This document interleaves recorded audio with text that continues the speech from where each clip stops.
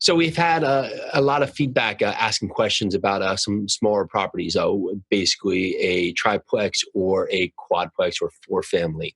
Great opportunities. There's a ton of opportunities out there in a lot of towns or in a lot of areas. You may find that buying smaller properties, it allows you a lot more opportunity just based on what's built there. I think, and not for nothing, that's how we started. We started correct. with 2 duplexes in Indiana, and that's how we got started into the multifamily aspect of our careers. Sure. And so we go after larger multifamily. We're doing that for economies of scale, so it can allow us the opportunity to have more staff. However, there's plenty of opportunity in 3 families, 2 families, and 4 families. What you have to remember is that there's a few things here that you must account for, just so when you run your numbers, you're making sure that this property actually works out in the back end. So you may have rent, and then you may have your mortgage, and you may say, well, great, I'm bringing in $1,000 of rent every month and $500 is my mortgage, and wow, this looks great. Whoa, back up. Well, on that fact, make sure that you're looking at the property from an investment standpoint, even if maybe you're going to live in one of these units, because at some point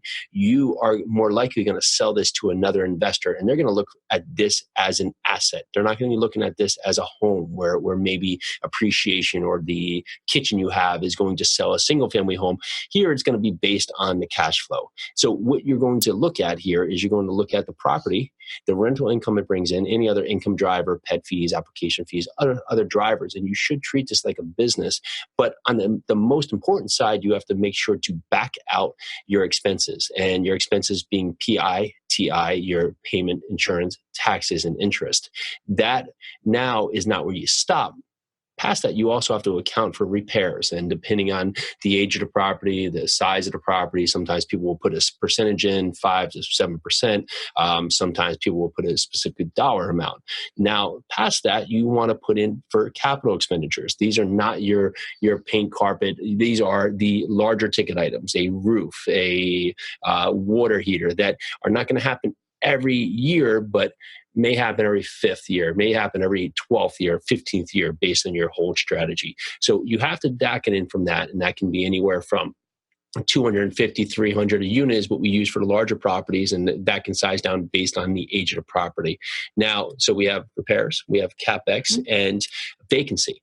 Because if you look at it, if someone moves out 1 month right there, that's about an 8% vacancy. Yes. And if you're thinking that you're going to be able to have someone move out and a tenant move right back in the next day, well, you better rethink just that whole scenario, unless you're in a very driven market where renters are basically begging to find a property.